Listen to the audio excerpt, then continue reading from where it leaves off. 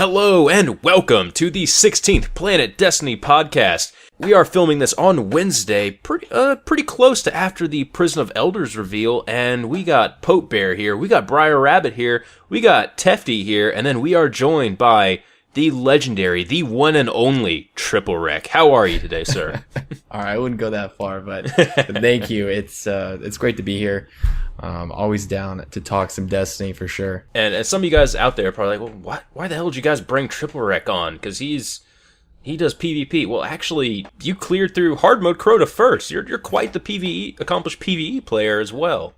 Yeah, well, I was initially interested in Destiny for the PvP aspects, but when the game came out, I actually really enjoyed the raids because I've really played a lot of other MMORPGs or anything, so like the whole pseudo competitive co-op experience was not something I've ever done before. So going through those raids for the first time, Vault of Glass, normal mode, hard mode, that stuff, it was like it got me really into it. And so understandably I'm excited for things like Trials of Osiris and stuff for the House of Wolves, but the Prison of Elders, it's something that a lot of people are looking forward to, and I am legitimately excited based off what we got to see today. Definitely. I'd like to kind of go around the table here, and I guess we'll just start with Triple.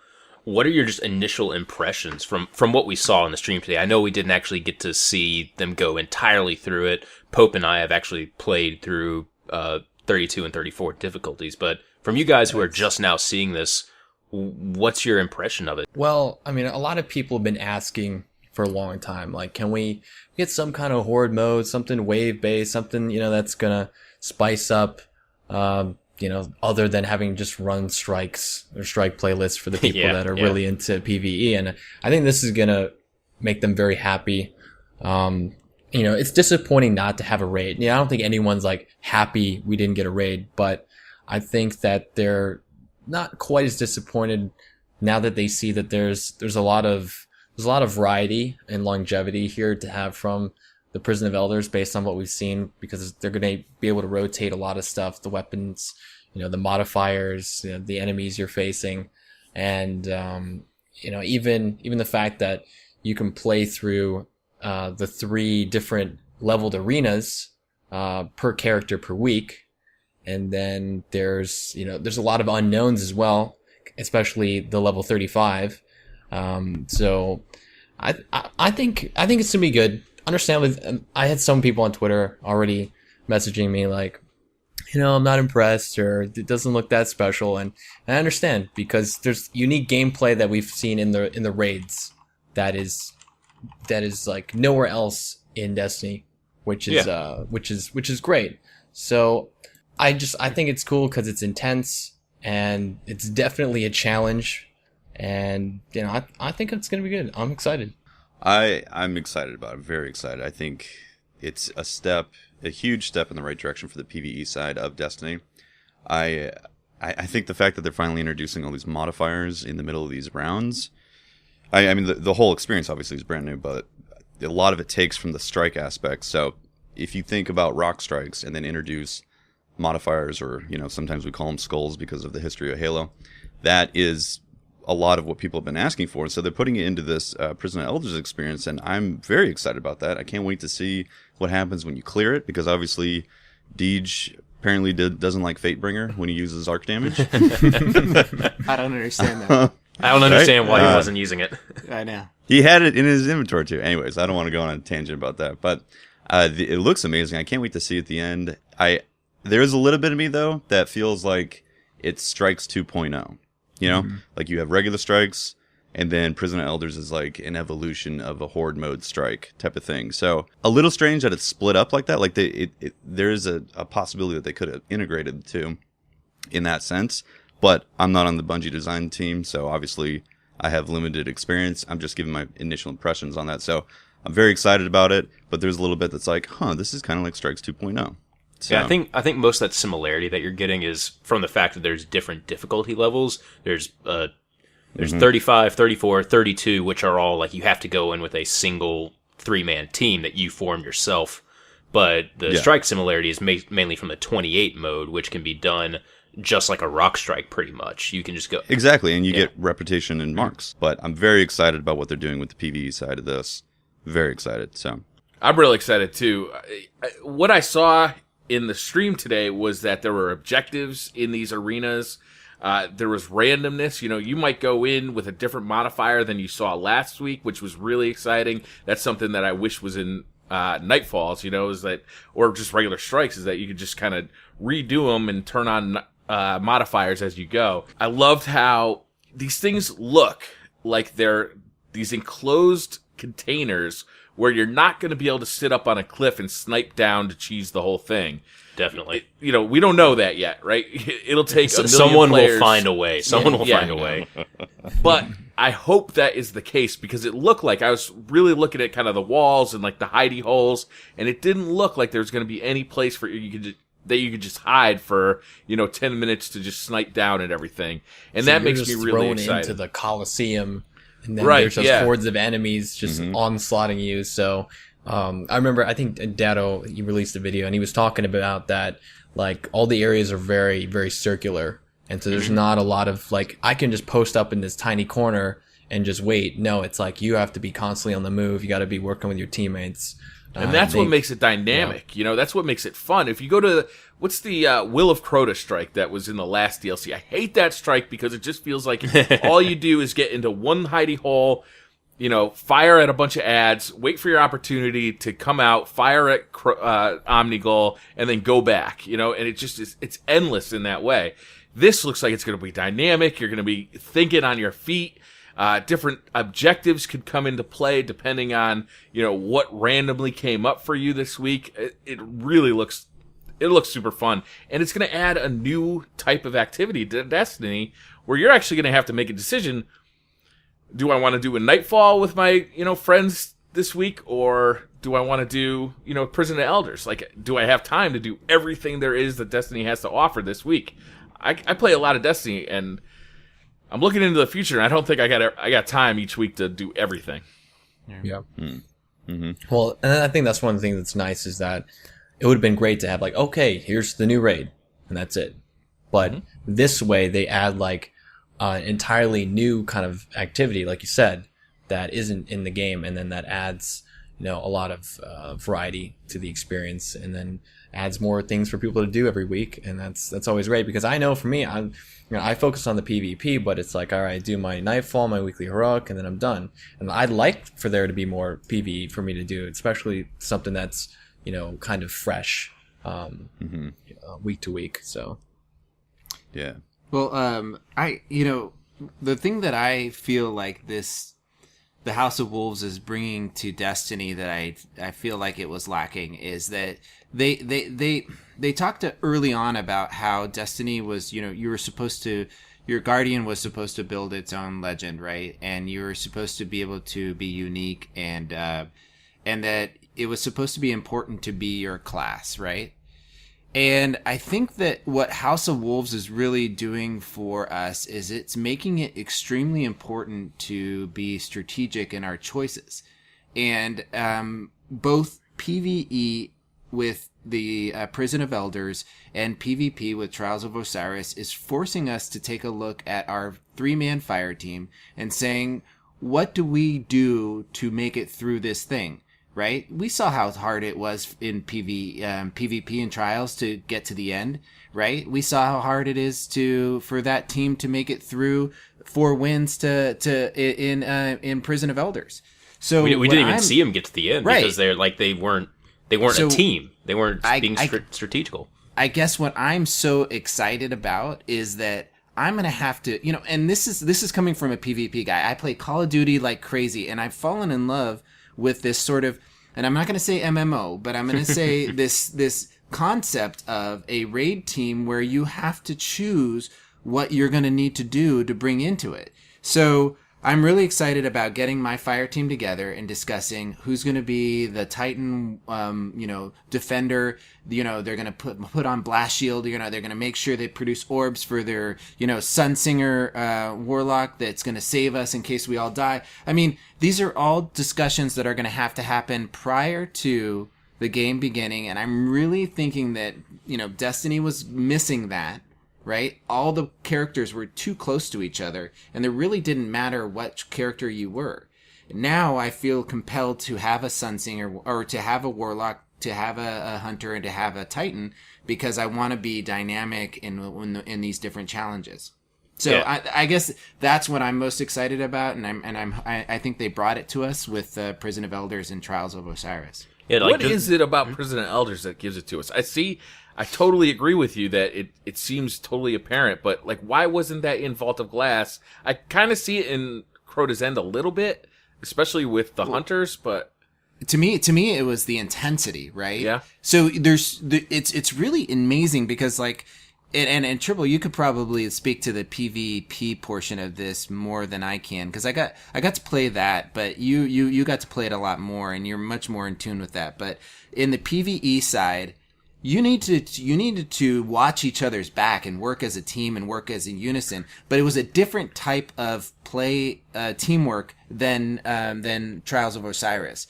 When you were in the Prison of Elders, you were there was an onslaught. People were coming at you, right? You needed to fight and you needed to defend, and it was very and you had to watch each other's back and revive each other, and go to this objective and be very communicative. But there was still that level of strategic gameplay and intensity in Trials of Osiris, but it was very different. And I don't know. I mean, do you feel the same way, Triple? Yeah, absolutely I do. And talking about Prison of Elders, I think the difference between Prison of Elders and the raids is the raids kind of have somewhat of a slower pace, and there's not the urgency that's in Prison of Elders, because it is that kind of gladiatorial, you're thrown in there, here's a ton of enemies, and there's objectives popping up here and there, and then if you don't complete them, it's a wipe. You're done. Yeah. So there's the pace, the intensity is much higher. So again, only having 3 people instead of 6, the burden is on each of those players to carry their weight and really contribute to the fire team. And likewise in Trials of Osiris, I really enjoy the frantic pace of control and somewhat clash. Having the 6v6 is great, and I like that. And skirmish is good. I like the 3v3 modes.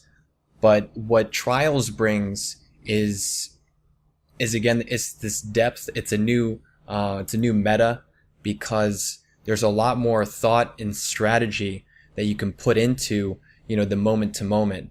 And the fact that it's not straight elimination, which can kind of, in some games can be kind of who's going to be more patient? Who's going to wait out the other team? Where here it's you have revives. So if someone goes down, it's about playing around. Are you going to get that revive? Are you going to be aggressive? Are you going to push up and try to finish off your opponents? There was at least once during the Trials stream where I was the last man standing on my team, and I was actually able to just kind of move around the map and then flank all the way back around, revive my 2 teammates, come back for the win. And it's these super intense moments that you get in some of the best competitive games like Counter-Strike, Search and Destroy from Call of Duty, and that's what it reminded me of a lot. Did you play Search and Rescue at all? Yes, and that's the first thing I thought of is there you go. There's a single life mode, but with revives that totally changes, the way you play and the way you think about it. So the only thing that's different that I felt like in Search and Rescue was that you could deny a person's revive, right? Right. And you can't do that. You can't deny a team's revive. You can't. It would have been interesting. I can shoot him in the head with a sniper rifle, and that denies a revive pretty quickly. You know what I mean, but it would have been it would have been really revived. Period. Yeah, done. You're dead.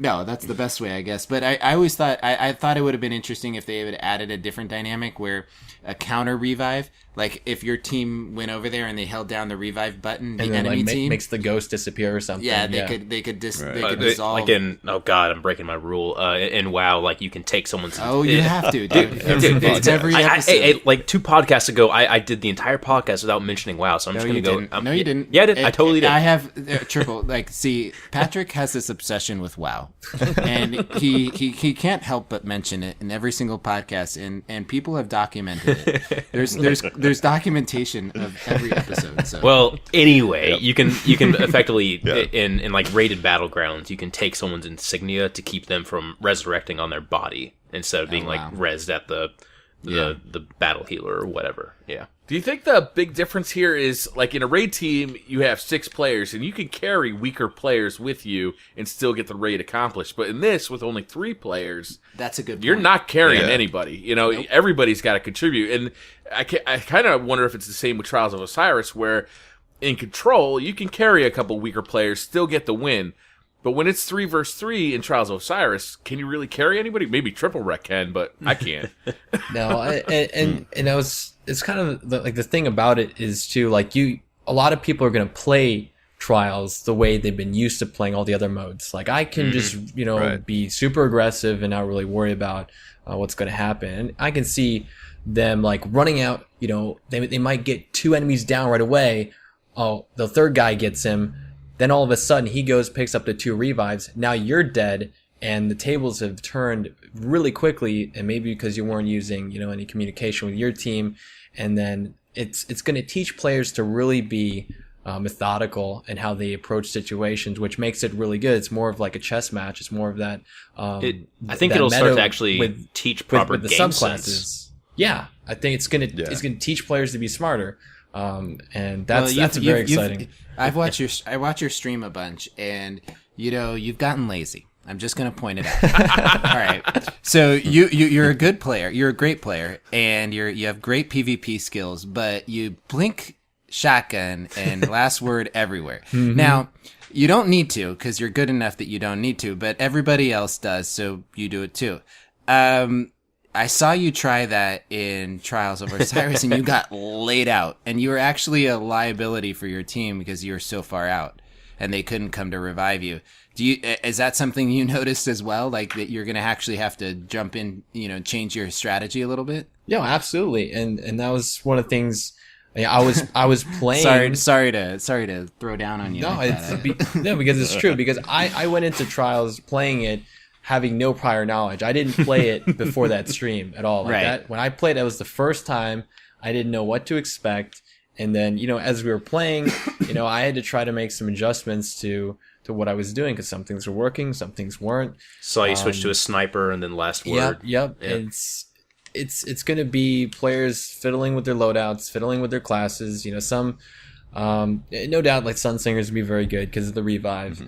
But for example, gunslingers, which have kind of started to die off, sadly, just because, blink, mine, shotguns, so all the different things that have kind of taken over due to various changes to the game.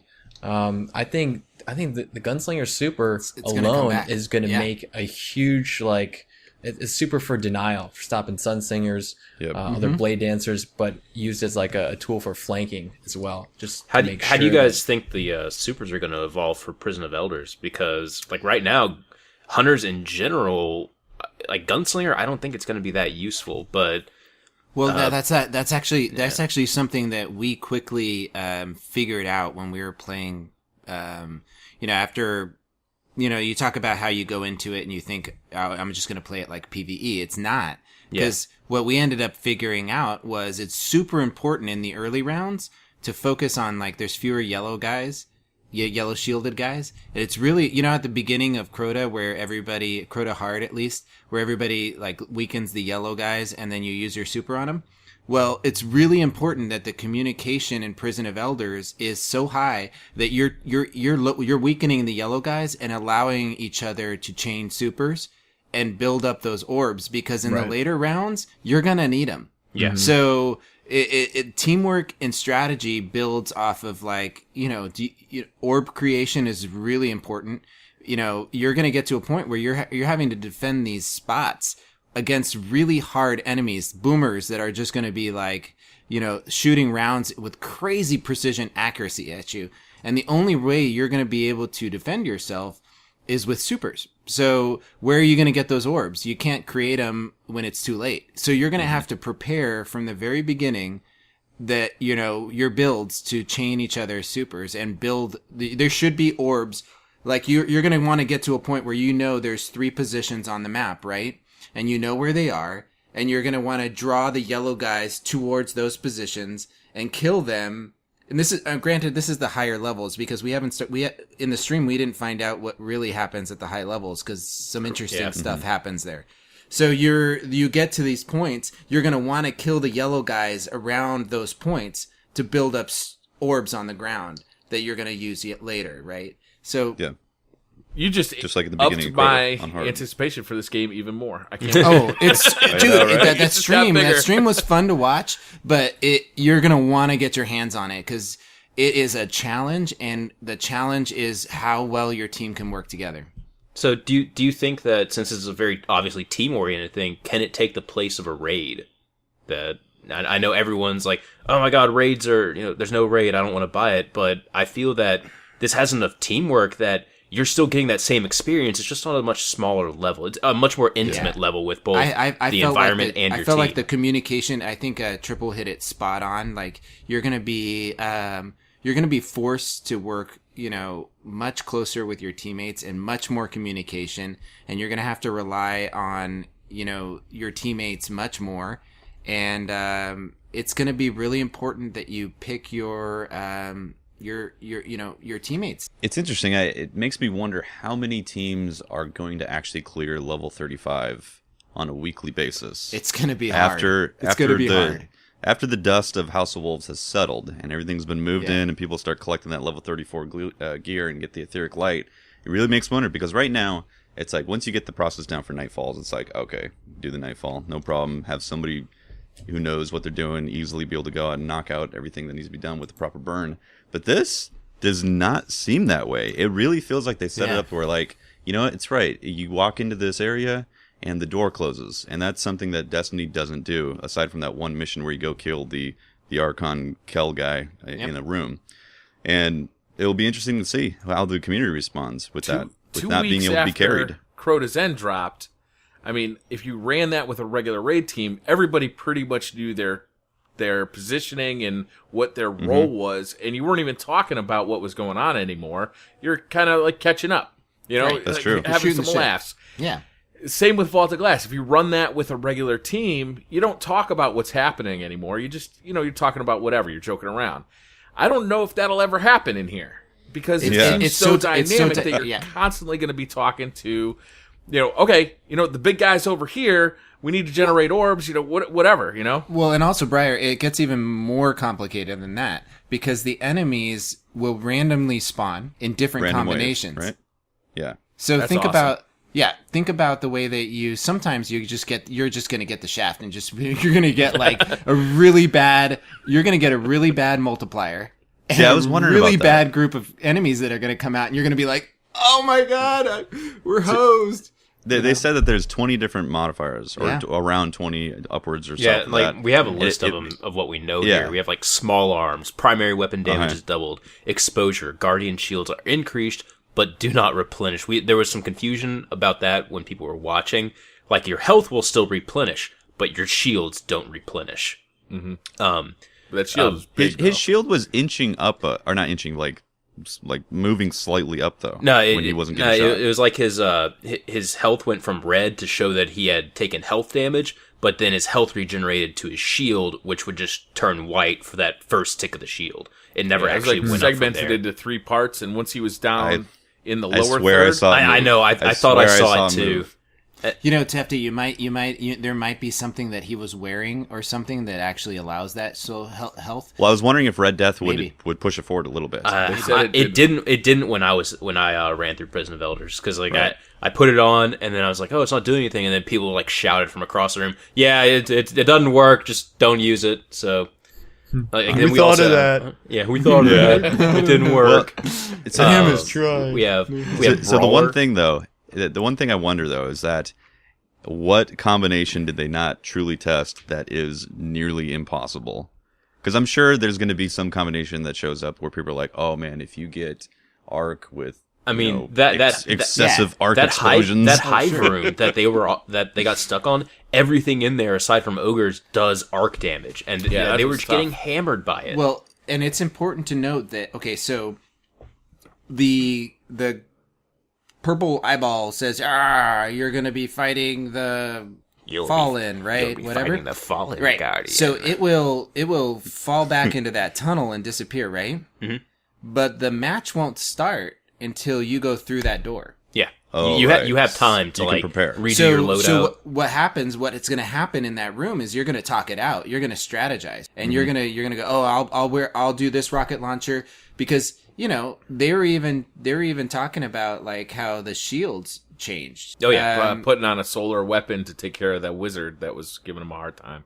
Right. Well, like the boss though also has the ability and to so recalibrate the shield. Right. So each boss is different special, and I'm not going to ruin it for anybody, but each boss has special attributes that they're going to bring to the fight that are going to make it more challenging. Yeah, so like just as an example, the boss that I kind of spoiled in my video, Valis Truareg, has a shield that recalibrates. So we were like, okay, so we need to have a wide range of elemental types to take care of that shield.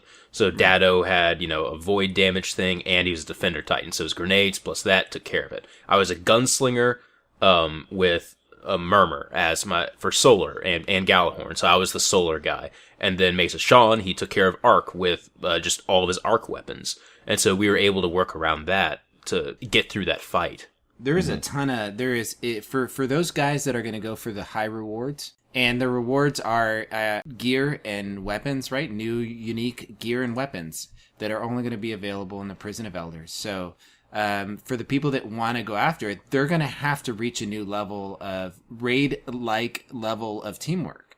And so, and when anybody asks me, like they ask me on Twitter or whatever, is this going to take the place of a raid? I think it really does, because it requires that high level of teamwork, but just at a more focused level. I love picturing like Patrick having solar damage and moving from like bad guy to bad guy. Patrick takes down their shields. I come in with arc damage, take down their health, and we just follow each other around the room that way.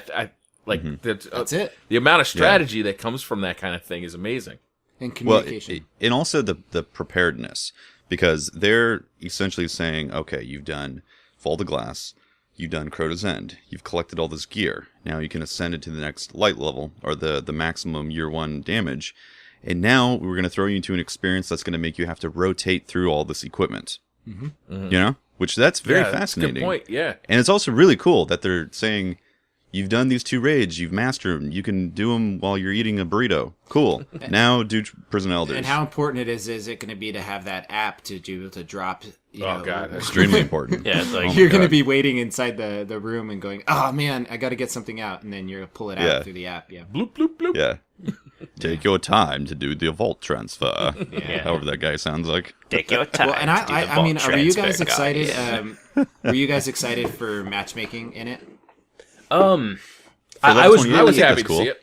I was definitely happy to see it. I know a lot of the community was really wanting it to be on the higher difficulties, but just think about this. Like, we saw, even though those guys were standing right next to each other and having some communication, what would it be like to go into level 34 difficulty, no communication, because for some reason people still don't use the voice chat that's in the game.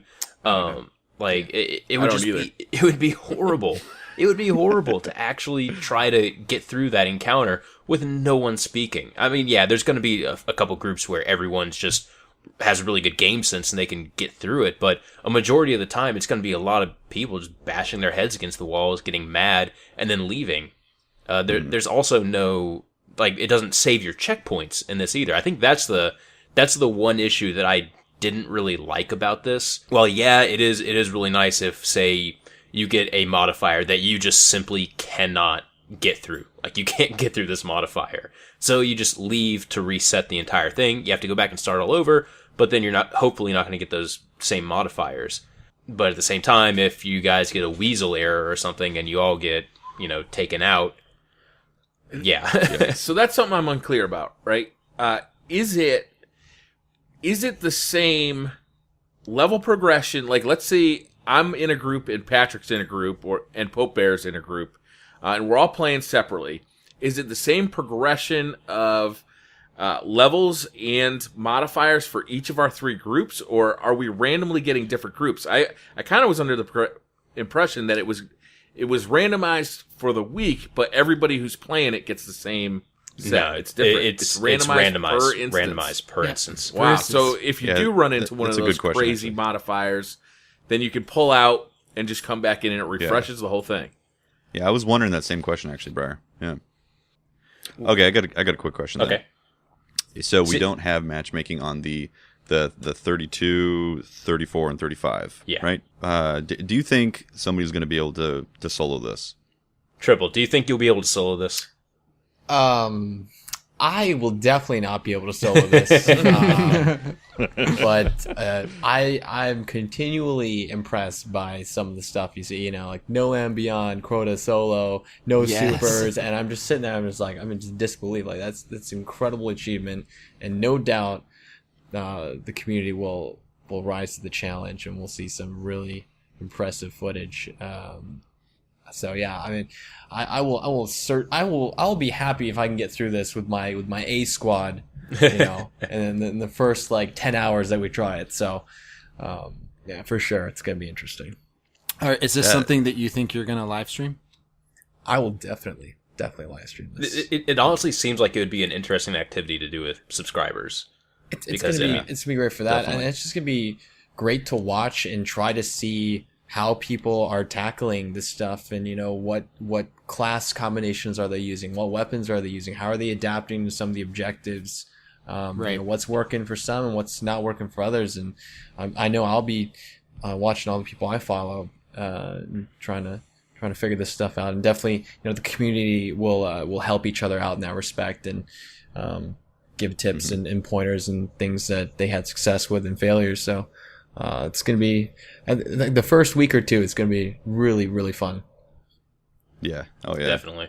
It feels a lot like Bungie has taken looking at what the community has done with the raids and seeing how we've kind of broke those raids within a short amount of time, and taken Prison Elders and gone, all right, we're going to give you a challenge that we think is unbreakable.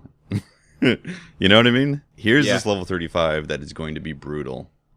Go ahead, try to break this. Well, it's all going to depend on if players can find that spot, that ledge on the glass shelf, that the area where the ogres spawn. Like, are there going to be spots like that we can take advantage of? Hopefully there's not.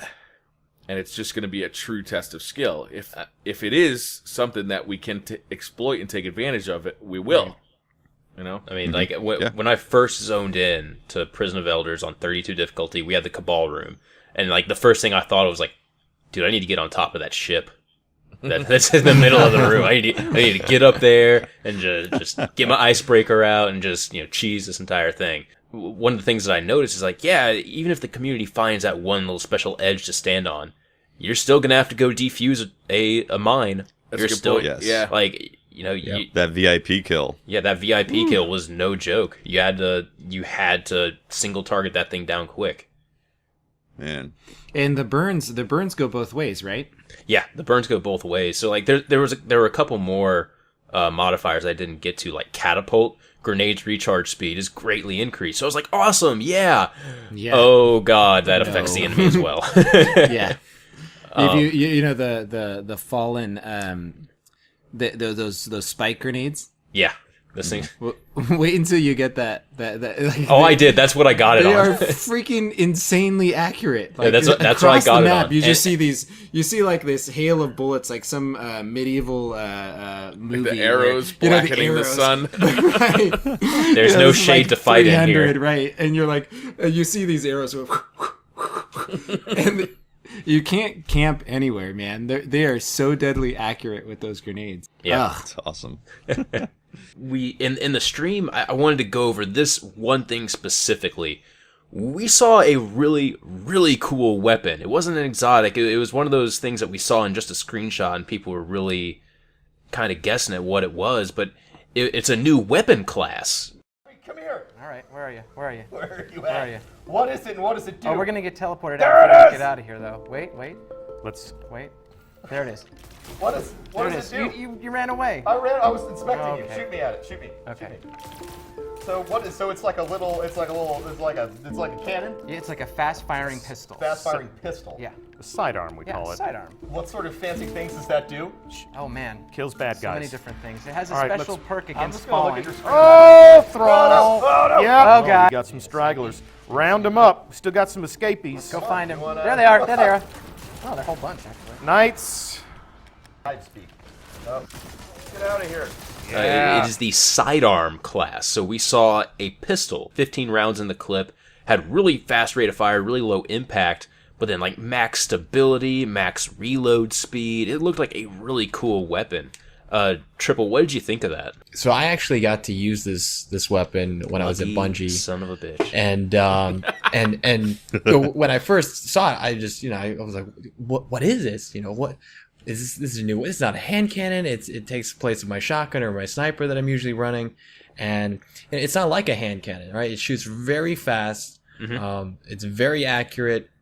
Does not do a lot of damage per shot, but it is one of the most fun guns I've ever used in Destiny, and it's completely unique. And I think people are gonna go crazy when they get to use this. I have no idea how it performs in PvP, but I'm definitely gonna be trying that day one and see what I can do with it. We were talking about what weapon loadouts we were gonna use. What are you gonna use with it? Oh yeah, I'm gonna try the No Land Beyond and this new pistol and see, maybe if I get a body shot, I can switch to this real quick, finish them off. Might be a good combo, but I doubt it's gonna be really good, but it'll be kind of one of those weapons that's like when you get killed by it, like you just feel bad. You're like, all right, I just got disrespected a little bit. I'm gonna have to come after this guy. So Is it single fire or auto fire? It's a semi-auto. It's semi-automatic. It's So basically is a it pulse. burst? It's It's burst basically a fire? pulse rifle pistol. It It's basically burst fire. shoots as fast as you can pull the trigger. Yeah, the shock pistol that apparently yeah. the shock pistol is going to be Nice. in that same class. We don't know That's the stats awesome. of it yet, but It's yeah. exciting. So Can't wait. the Vestian Dynasty, what I found was really helpful is if you had how Patrick, you use your Hawk Moon throwing knife combo a Yes. lot. Yes. If you had not sleight of hand, what is it in Destiny where you can switch? You can fast switch your Quick weapons. swap. Yeah, quick swap. So Blade if you- Dancers will probably really like that. Yeah, if you're running a another hard primary, like a scout rifle or something that will take off shields easily, or that has a low magazine size, this is a great gun when you're in trouble to still be able to do damage and get yourself out of it. If you're out of your primary, someone sneaks up on you and you're a sniper. Or last word and a sidearm. Right. Yeah. I'm thinking just for my PvP loadout, if I get that weapon, I might try out scout rifles a hell of a lot more. Like I got a Gellian's Demise that I really want to start using some. I'm really interested in seeing Fate of All Fools personally. That seems like a really cool weapon. We don't know exactly what the perks will do yet. Apparently some of them got changed on the one guy that actually has the gun. The second perk doesn't actually work on it, so we don't know if they're going to get changed or anything like that. And then I think there's another one that actually had the same flavor text as this pistol. It was called the 343 Vesta Dynasty, and this pistol is called the Vestian Dynasty and has the same flavor text as that exotic scout rifle that we data mined a while back. What's a flavor text?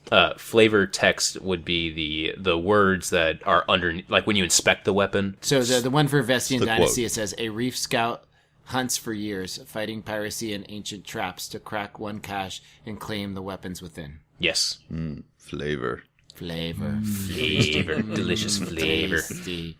And it doesn't look like any gun in the current armory. No, that's what was so cool about it. Seeing it in those screenshots it was like, whoa, It's not a what is revolver. this? Yeah. It looks a lot like a modern semi-automatic pistol, but it kind of has the feel of like a Monte Carlo. Okay. And, like the look of it, right? When you're, It's like a little holding it. future- Very clean, very clean looking. Very Star Trek-esque. Yeah. Yep. Set it to stun. Yeah. Yeah, and I'm interested in I don't see in the photo that we have of the flavor text, and it's arc damage, right? Yeah. And I don't see the hammer forge like symbol. So Yeah, so I'm guessing that's going either to be an early like, photo or it can't be reforged. I don't think it can be reforged. It might be, my guess is that it's going to be kind of similar to Murmur or something like that. Like it's going to be a quest reward maybe for completing the story and everything. Or, it's something that a lot of people are going to get so they can really show off that this new weapon class type. Okay. But That's just my take on it. I don't know about you guys. It doesn't look like a faction weapon or Vanguard. So it would make Correct. sense that it is like a reward item, you know? It looks almost more like an House of exotic. Wolves. Yeah. Yeah, it almost looks exotic, right, Triple? Mm. And some of the stuff that you talked about, one of the best perks in it is that when you die and you respawn, you have full ammo, right? Right. So that's it's a little ammo perk symbol on the left side. So I mean that'll definitely come in handy in PvP and PvE, obviously. Oh yeah, So definitely. something you won't have to like, like a shotgun or a sniper. Like those gonna be game changers. But this is essentially, it's a sidearm. So having ammo often will be nice. For sure. Since of course they made changes to the special ammo, Which I feel like has made PvP much more competitive now. yeah, I feel like it's gone the right definitely direction. a good move. Yeah.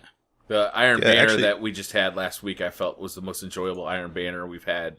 I don't know. beginning. I don't know a thing about that. Comcast has been like, no, you're not playing anything this week. Oh, that sucks. The struggle. Triple, I'd like to know your thoughts on like the patch changes and everything that's happened to PvP and Iron Banner. Just like overall thoughts. Yeah, well, first and foremost, the changes to the ammo, I think were all very good, because special weapons should be that. They should be special. You should be using them situationally, not using them in lieu of your primary, which is something that's happened for a long time. Now I feel snipers have been hit a little bit harder because they require a lot more skill to utilize the same amount of ammo. But I don't think that's a problem with, the ammo situation. More of this a weapon balance thing, and you can be sure that it was the first thing that I brought up when I went to Bungie was like, you got to look at shotguns. They are definitely operating outside what I would think are their intended, effective ranges. Is it shotguns as a whole, or is it like just Fellwinter's Lie? I mean, there's some other shotguns that true, with the right true. perks are just as good. So I Judgment. think it's about 6. or the two of the morgue. It's about examining kind of the perk combinations. I think the issue is having hammer forged and shot package, or hammer forged and rangefinder, because then it's ridiculous. Now having just one of those will be fine. And I think that if they just take a look at the way that the reforging mechanism works, and code in there that certain perks don't come up together. right. Well, I mean, originally you could have hammer forged, rangefinder, and shot package. Oh my god! And that, I mean, I had some friends send me some clips that they got in Crucible, and I was just like sitting there with my jaw on the floor. I couldn't believe it. But they're gonna send that. It was a scout rifle essentially. Yeah, essentially, and they changed that, which is great. So some of those were mutually exclusive, but they need to take the next step.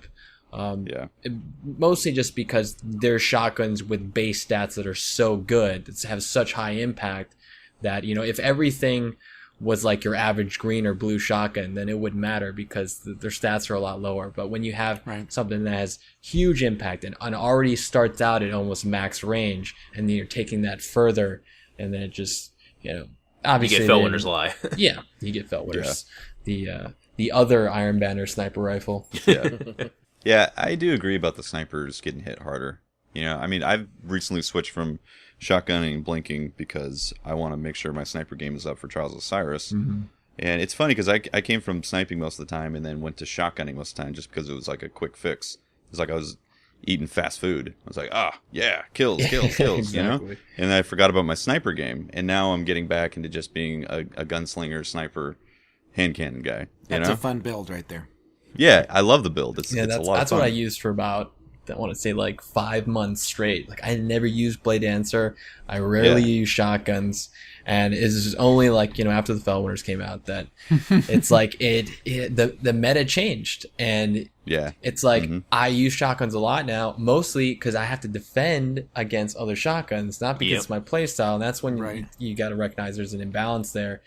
And people come in the stream and like, oh, nice job using a shotgun. You're not any good. It's like, well, if you're not using a shotgun out of principle, out of like, I would never stoop to that low, then, you're just doing yourself a disservice. You're putting yourself at a disadvantage, And if you like to lose, then that's what I'm dealing with. I kind of look at it like, you guys remember Lance Armstrong, right? The cyclist, right? Who was kind of discredited. And I hate to make like a sport analogy with this, but when you reach that level of any sport, athletes are very, very similar to each other, and there's not much that separates them. All it takes is a few of them, a handful of them, to start doping, for the rest of them to feel like they have to, right? So Fellwinters is dope. Fellwinters is a lot like dope. Is dope. These guys would have been, Triple and every, like, these other guys that I see that are amazing at PvP will always be amazing at PvP. But what he's talking about is the meta changing is essentially one of them started doping, and to remain relevant, you all have to start dope. You all have to dope. So I don't think that it discredits any of the players that are using it. It just explains, like you said, it just explains that if there's no other options, the game becomes stale and it isn't very interesting to watch or play. And so I'd love to be able to see, the high level gameplay. For this to be an esport, you're going to need to have the high level gameplay be varied by class and game type. There isn't really a true run and gun style. There isn't a true mid-level range alley sniper style. There isn't a true tank style. So because you only really have melded them all down to this blink, shotgun, last word, thorn gameplay. And so for it to be a PvE viable, viewable, like for Triple to get, twice, 3 times, I would love to see him with 3,000 people watching his stream at any given night. And so would I. And yeah, I mean, but I think to draw those kind of numbers, to draw those, those numbers, you're going to need to have it be much more interesting. You need to increase the skill gap and allow players to really show that it's not the gear that's making them. Exactly. They want the player to shine. They want the skill to remain front and center. And that's what I like about watching some of the best competitive games. It's like you go there and it's like, yeah, I use the same guns or the same, loadouts or whatever. It's like, I can't do that stuff. Those guys are amazing. And that's what makes some of that stuff fun to watch. And I would love for Destiny to one day reach that, truly competitive level. And the truth is they don't have to do a lot in terms of, tweaks to really make some, overall huge balance changes and really bring the game up. And I definitely brought that stuff up to them, and they're very aware of like the current sandbox gameplay of Crucible. And I think they're gonna make the right choices when it comes to that stuff. It's just something it takes time. They have to test, and they need to evaluate all their options, and it is what it is. But obviously, even if nothing was changed, the best players are still going to be the best, even if, they're using these broken weapons or stuff. Yeah. But it's just better for everyone if we can, elevate that to where you see that variety between the loadouts and the classes and all that. So here's a question. Do you think, like right now, the 2-shot hand cannon rules PvP right now? Obviously, it's like 2-shot Thorn or your Hawkmoon procs and you get a 2-shot, and those tend to be the problem primaries in terms of everybody using that. Do you think they could actually nerf those and still maintain a happy ecosystem, or are they going to have to bring other weapons up to that level to make them competitive? I think that I am more in favor of like nerfing a lot of stuff than buffing, because if we go back to the alpha and the beta when we all had, really crappy shotguns, we had auto rifles reigned supreme, but even then the time to kill was very low, and it took quite a few shots to take enemies down. And that it's kind of that Halo balancing, which is great though, because it's very arcade. It's very skill centric, very teamwork centric, because, unlike some games, you're not putting 2 shots into someone's foot across the map and you get the kill. You actually have to work for it. And then there's the opportunities where you can start taking fire, turn around, and you can outplay someone. And that's when a game like Destiny really shines. Yeah, so that's right. Yeah. I'm definitely in favor of making the Thorn like a 3-shot kill. It's still going to be arguably the choice weapon for top players, but it won't be at that level where it's just like, I don't even have a chance to defend myself. I don't even know, like, by the time I realize I'm taking damage, I'm already about to burn, Yeah. The Last Word has the 111 damage when you ADS, which a lot of people think is a glitch, and it honestly doesn't matter. I think they should just take that out. I think the Last Word should be a 3-shot kill in the best case scenario. It shoots very quick. It's a very good close to medium range weapon. It'll still be great, and people will still use it, but it won't be at the level where I've 2-shotted, 2 enemies back to back, like 4 shots, 2 kills in like a split second, and I'm just sitting there. I'm like, oh, that's dumb. I feel like the range on Last Word is just too much. I feel like it needs another nerf, It's on the range. and that would be fine. Ideally, you want to see people using all the weapons. Now, I don't know if the map design is conducive for scout rifles being a popular choice for most players, but they should be viable in the right hands, as should auto rifles and pulse rifles and the like. So, yeah, if you can just make them, it's not about I have to use the best thing, but I use the thing that fits my play style, and I can still be, viable against the other weapon types. The scout rifles are kind of in a funny spot right now. There's really kind of no reason to use them. The range is still there for hand cannons for the most part. Even pulse rifles, like I never really find that I have an advantage on any map with a scout rifle. Like they're all too small. What I've found in Trials of Osiris is that if you have a staggered approach to your fire team, so you would take what you would normally do in a 6v6, which you would have more numbers and 2 for each lane. You would, mid, left and right. So you would have your front short weapon, like hand cannon, thorn guy, right? Shotgun. He's up front engaging the enemy on their radar, right? If you have a mid-level right behind him that's not going to be drawing the fire player, that will be the defender / revive, whatever, with this person goes down class. This person has the attack class, the front runner. The scout rifle becomes an effective weapon for the support player to team shoot the target.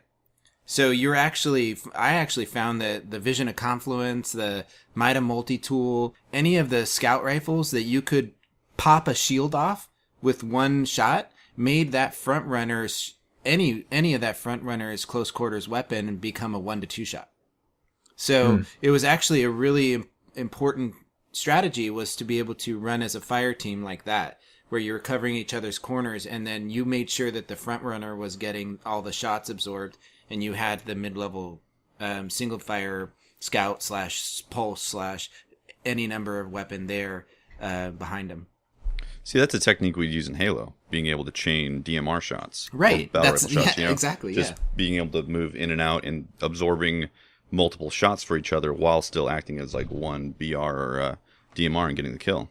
That's exactly where the strategy like clicked in my head, because I played, thousands of hours of Halo, and it was actually funny that it was from the DMR team shooting that you come around a corner and you engage in fire. This person puts 2 shots and then backs up, and then this person engages and backs up, and it's sharing the loadout.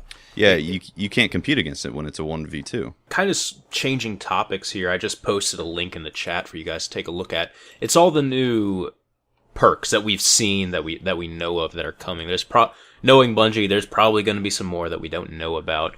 But just kind of go down the list here. It looks like there's some interesting ones where you kind of have to make a decision about it. These were the perks that I really wanted to see in the game, like Rifled Barrel. Increase range, but you have a slower reload. Hand-laid Stock. Increase stability, but reduce range. Small Bone. Increase range and stability, slower reload, and reduce mag size. What do you guys think about some of these? Are there any that kind of stand out to you right off the bat? Yeah, I'm desiring Battle Runner for the longest time. What does that one do? That's the kills with this weapon grant a brief boost to sprint's top speed. For me, I'm a run and gun player. I love to get into the mix with them, and I'm gonna find that perk is one that I want to use. I'm gonna enjoy using that one on my Blade Dancer, where I already stack max agility and use fleet-footed, which increases my. So that's gonna be crazy. But that adds to that. What you're talking about, that run and gun style, and you could use that in trials. You could be flanking really quick. Yeah, you could be making those plays. If we ever get some objective-based game modes in the Crucible, you're gonna have people running that as for like dedicated roles. I think it's a really cool perk. I really like having these perks that give you a buff in something and then a debuff in others. So like you can maybe amplify a gun's strengths, or perhaps maybe make it a more of an all around weapon. And so I think that's really cool. Yeah, I do too. That is really cool. I like Icarus, improved accuracy while airborne. Yes, that's the one I was gonna say. You took it prior. The question is like, is that on only certain types of weapons, or is that going to be on everything? I mean, if you have that on a sniper, then you could be in for some really crazy YouTube clips. I don't know if you've seen my videos, snipes. But yeah, like that's what I do a lot. It's like I'm jumping in the air, getting the I've had some clips of my own that it's total luck, but it's total luck, but it's hilarious to see it happen. If you get something that's going to help you with that, it's pretty crazy. Or even having hand cannons which already have increased accuracy in the air, like that could just make them even better. So that's a lot of. That's exactly what I'm going to be looking at. Like if I get a Red Hand 9 with Icarus, that'll be interesting. Also, cool and stack it with Exotac Angel Hunter. We don't know what any of the exotics actually do. That's true. Do we want a perk like Hidden Hand? This weapon gains better target acquisition. I mean, I don't know. Depends on what it's on, because I think it was on the Red Hand that we saw in the Reef reveal video. But I'm saying, if these are perks floating out there, Triple, imagine a gun like Thorn, right, or something like that. But a lot of different, because that's one of Thorn's biggest assets, is that it has a huge aim assist. Right, especially using Send It. And Send It is on a lot of different weapons, and a lot of people don't know that it does increase the aim assist, or the headshot hitbox, whatever you want to call it. So I don't know if this is like the same thing. It's greater or less than Send It. If it's taking the place of Send It, hey, that's a good question. If you can have both of them. It's gonna be Send It and Hidden Hand. Oh my gosh! It's a good point though. Like, how many of these are going to be middle tier options as opposed to main perks? Like, from what I saw, the ones that give you something and take away something, those are going to be like that middle 3 tier of perks. Right. So instead of having like Perfect Balance or Hammer Forged, then you have one of these. Yeah. Okay. Yeah. And you still are able to get Perfect Balance, but then you also have these put in there as well. Right. I wonder if you so you get a gun from the faction, right? And you reroll it, and I guess all these are up for grabs then, right? I mean, yeah. Must be. I'm guessing so. That's going to be crazy. That I'm so glad that I have 2,000 Ascendant shards, because I know what I'm going to be doing. There's going to be whole, the CS:GO unboxing or whatever they do, and that everybody's all crazy about. Yep. I predict that Triple Rec's going to be spending a little time on stream, re-rolling stuff. And today we will be re-rolling the Red Hand 9. And then you just sit there and re-roll it. Yeah. There's going to be videos. You know how they have videos? Oh yeah. There's people opening engrams. It's going to be videos of re-rolling weapons. it's my lucky day. I got it. You know. I just got a Prudence 2 with Double Down, Perfect Balance, Field Scout, Snapshot, and Outlaw, and it's on the Xbox One. And I immediately thought, oh man, I'm not going to have this on the PS4. So once House of Wolves comes out, I could theoretically blow a couple hundred motes and get that weapon now. Yeah. Same thing for my Judgment. I have a Perfect Judgment on the Xbox One. That's that if I do those not old have. ones still will Still roll come with out. them?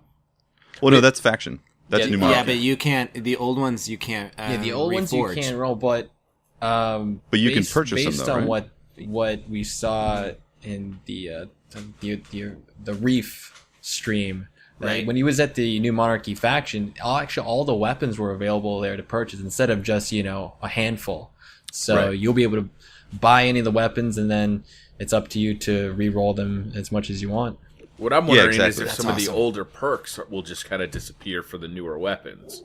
I That's a good think question. I think they might take some of them out, like some of the more useless ones, like I don't know, maybe Snapshot. Mulligan. They might bake that into something else. There's quite a few that could definitely just be baked into some of these other perks that are out there. Right. I hope they buff Mulligan if they keep it. I mean, I think that was in the patch notes today, actually. Yeah. Oh, was it? Oh, I Yeah, didn't see that. they increased the. I'm sure we'll get the percentages at a later date, but I know right now it's at 5%, which is just not worth it. Hilarious. It's horrible. Yeah, It's awful, right? Yeah. Yeah, awful. the stat roll on it, or the percentage it procs is just ridiculous. it's ridiculously low. It's useless, yeah.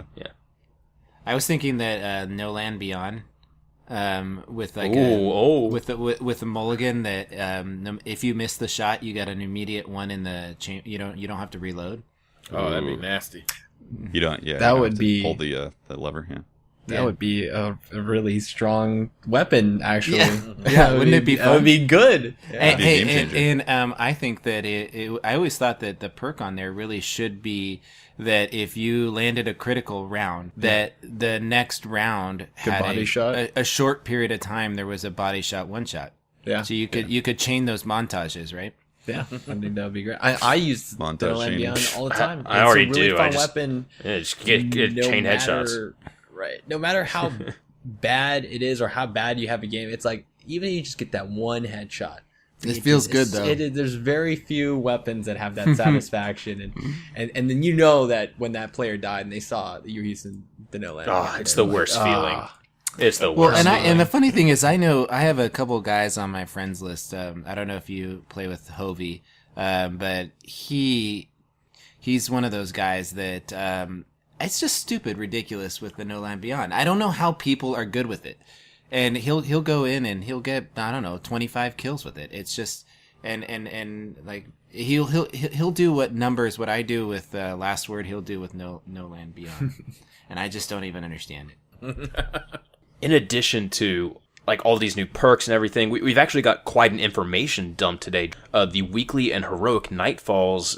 This has been a much requested thing from the community that the weekly and the heroic nightfalls are actually separated once House of Wolves is released. So Winter's Run could be the heroic, and then Will of Crota could be the nightfall. So there's going to be a lot more variety. People that don't have the expansions aren't going to be locked out unless we just get the unlucky roll of the new strike plus the old strike or something as the weekly heroic. Well, and also for all those people that don't have the expansions, I mean, in PvP at least, you're going to get all the Dark Below maps are going to be free, and they are going to be available in the PvP rotations, and I think that's really cool because I like the Dark Below PvP maps. Mm-hmm.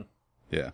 Yeah, it's nice whenever, because you're always faced with the situation where when you're releasing DLC maps that you're segregating the player pools, and then you have issues with playlists and Call of Duty. I don't know how Advanced Warfare has progressed, but yeah, I know with all the past games that when you had a DLC, you had a specific DLC playlist, and then you couldn't play, back and forth, and so that's unfortunate.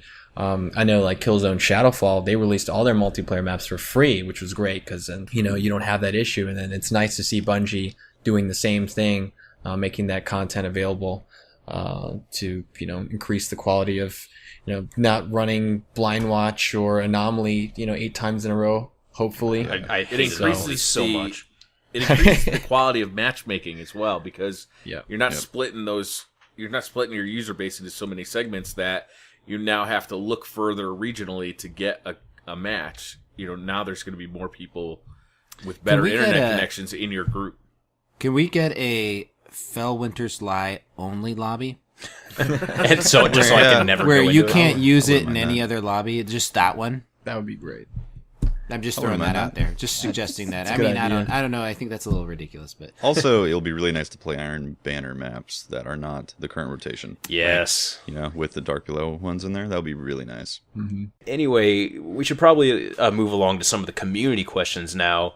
First up, we've had a couple requests from various people to talk about the Crucible changes that are coming up.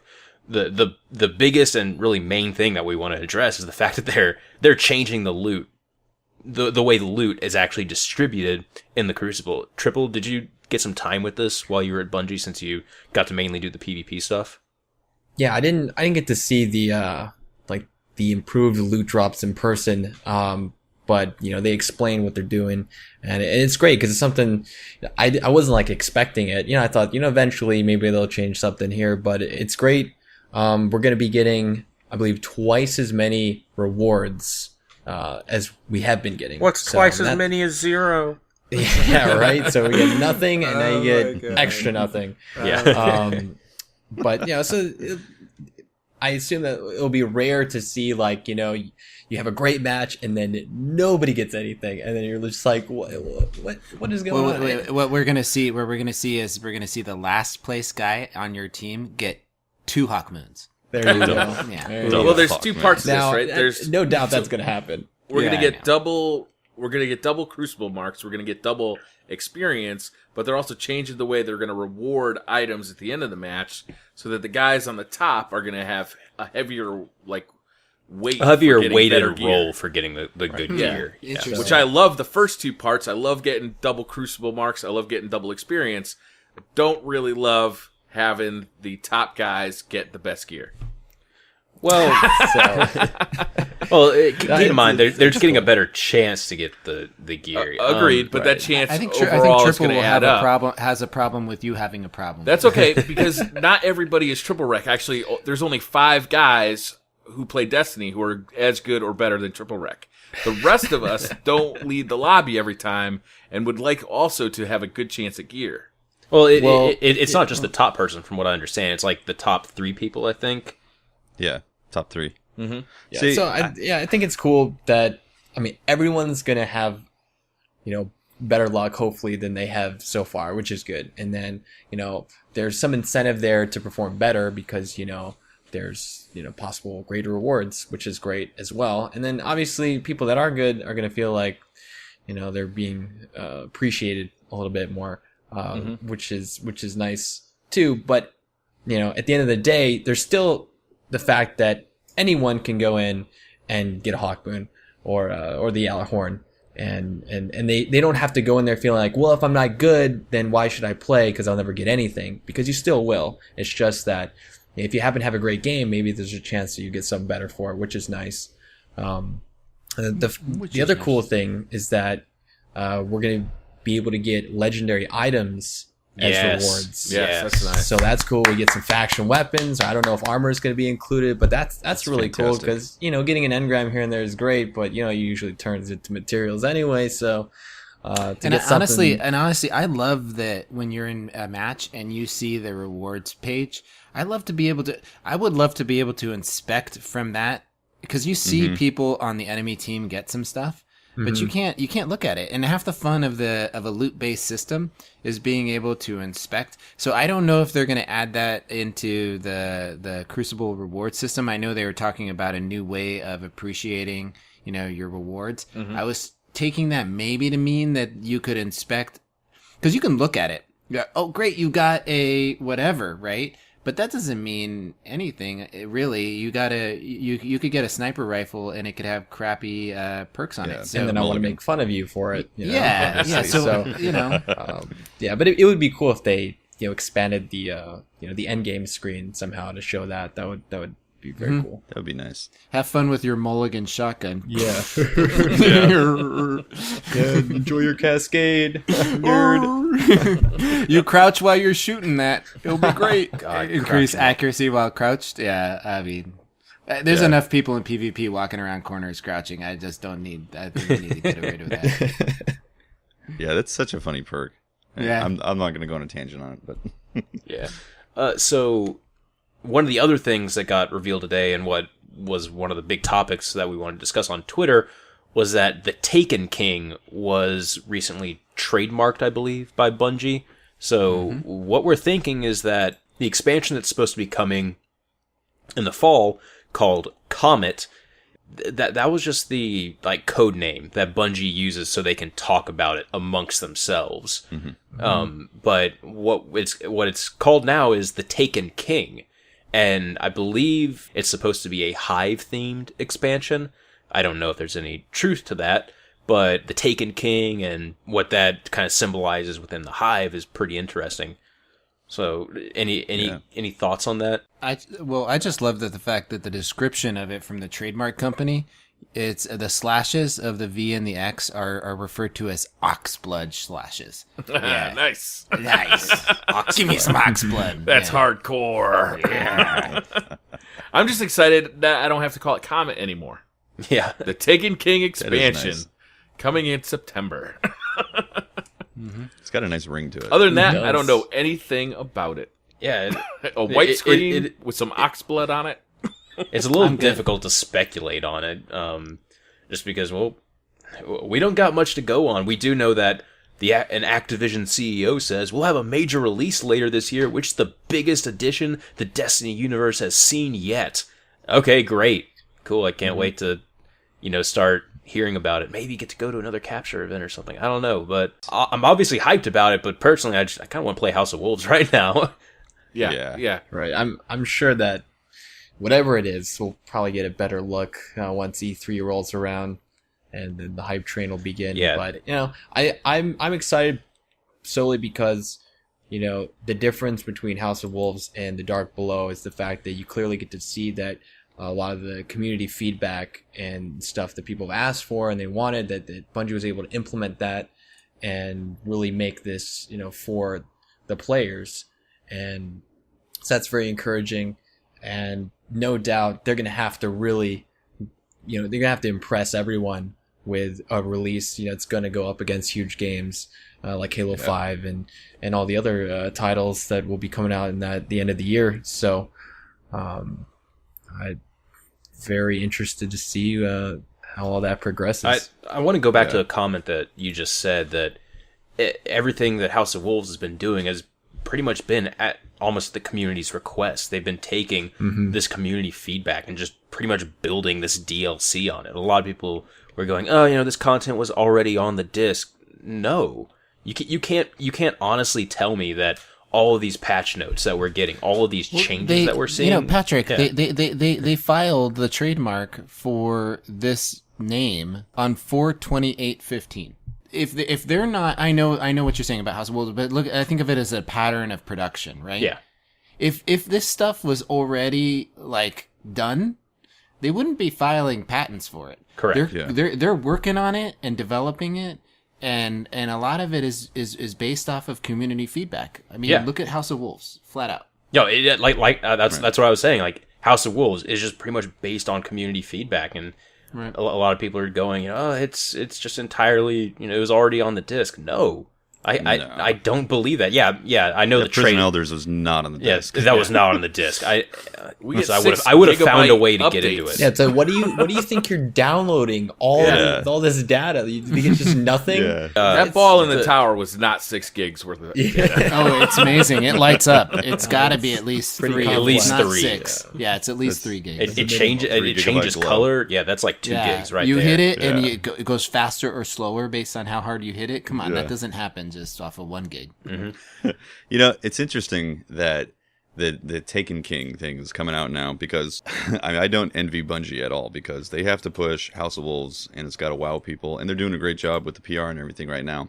But basically a month later, after it gets released, they have to start talking about this expansion in some way, not necessarily announce exactly what it's going to be, but they have to. Activision wants them to start dropping gems about it, or thoughts at least, into the community, because that's going to be the fall release. If there's one thing they that gotta sell it. if there's one thing that Bungie is good at, it's this generating the hype in the way that they're currently doing. They've always been good at it. They've always been really good at it. And just looking over my NDA, it's like you can't talk about this. And when you start seeing, you know why you can't talk about it. It's because they want to do it at a specific time. Yeah. And it works so well. It generates the hype. People are so excited about it too at the same time. So yeah, I don't envy them. I'm really curious to see what kind of packages they'll sell the Comet or the Taken King in. Like, will they do like a Game of the Year edition that includes all the DLC plus Taken King for $60? Will it just sell Taken King for? Will it be $60? Will it be $40? Will it be $20? Like, I'm really curious to see how they're going to package this, because it's going to be very important to people who've already spent $80+ or $100+ on Destiny. What is this going to cost me? This is now going up against the Black Ops 3 and the next Battlefield Division. game, or Battlefront, The Division. Yeah, I mean, there's some big stuff coming out this year. And I'm really curious to see how they're going to handle the pricing structure, how to bring in new players, but also keep old players. Like, they've got the decisions to make there. And also have another season of content, because technically the season pass was their season of content. This is year one. It's going to take us all the way through to this next big expansion. Is that also going to be like a $40 expansion plus a season pass for the rest of that year, for year 2 Destiny, Yeah. Be interesting. It's going to be excited to see how they're going to handle it. It's hard to speculate what's going to be in there, but it is going to be very fun to watch them kind of maneuver the pricing structures, what to do with old exotics, what to do with old legendaries. Year 1 items, are they going to transfer over to year 2? Are they going to be upgradable again in year 2? Or are we going to move on to a whole new set? Like, there's all sorts of decisions they have to make, and it's going to be really interesting to see how they shape this. Definitely agree there. I think the answer is to really pull people in by letting you combine exotics, so I can have my Yaller Moon that fires wolf backgrounds. I want my Thorn Moon. Okay, thanks. Yaller Moon better be trending on Twitter by the end of tomorrow. They need to have the Necrochasm shoot Wolfpack rounds. I'm just saying. I still wouldn't use it. Maybe if Necrochasm actually still fired rockets. I would have just shot bullets instead of marshmallows. That would be amazing. Just make it a heavy weapon. Did you guys see in the stream when they had the buff that increased primary weapon damage? Like Broman put Still on the sucks. Necrochasm, and his aim wasn't amazing with it. It was still, it's like I called it on our little Skype chat. I was like, it's still gonna suck. It's still gonna suck. Nothing can save it. And then sure enough, it still sucked. Yeah. He regretted it later. He was like, why did I you go equip into this? like an Arc Burn Nightfall and you're using it, and you're just like, oh my god, it's still bad. Yeah. How this was the sequel to the Vex Mythoclast. This is supposed to be like one of the crowning achievements, for the game of I Gears. worked my ass off to get you. right.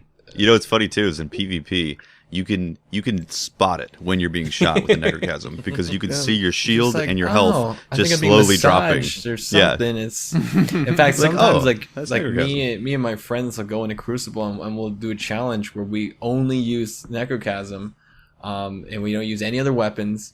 And Such a handicap. It's trying to win. Very difficult, but it's more so trying to get more kills and assists. Yes. That is the ultimate test. Yeah, that's true. But tell you what, if you have that assist bounty, then you're good. All right, I don't consider you pro, triple rec until you can do Necrochasms only, no cap, win on control. Okay, all right. With All Lone right, so Wolf, with stream Lone it. Wolf only, you have to get the Challenge Lone Wolf accepted. badge. No Challenge accepted. Nice. I want to watch. I'll be in the chat. It's gonna be a lot of tears, unfortunately. 5,000 Guardian tears collected. Oh my god. Jesus. All right, guys. I think we're nearing the end of the podcast. Thank you so much to everyone who joined here. I think we had some really really interesting discussions about Prison of Elders and some of the PvP things. We strayed a little bit on our topics, but I think we did a pretty good job here today. If you want to talk to me personally, this is Patrick Casey. You can talk to me at Holtzman_PD on Twitter. I'm Briar Rabbit. You can find me at the Briar Rabbit on Twitter or on YouTube on the Briar Rabbit channel. This has been Tefty Teft with Destiny and my own channel, Tefty Teft Games, and you can talk to me at Teft on Twitter. And this is Pope Bear, and you can find me on this podcast, but also we're doing a charity live stream on May 16th. It's with Resolute Gaming, and we're going to be raising money for Operation Supply Drop. So follow me on Twitter at Pope Bear, and you'll hear all about it. And I am Ari Triple Rex Smith. You can find me on the Twitter sphere at Triple Rec, and of course on my Twitch channel, twitch.tv/Triple Rec TV. I'm always streaming something there. Usually Destiny these days. And happy to have you.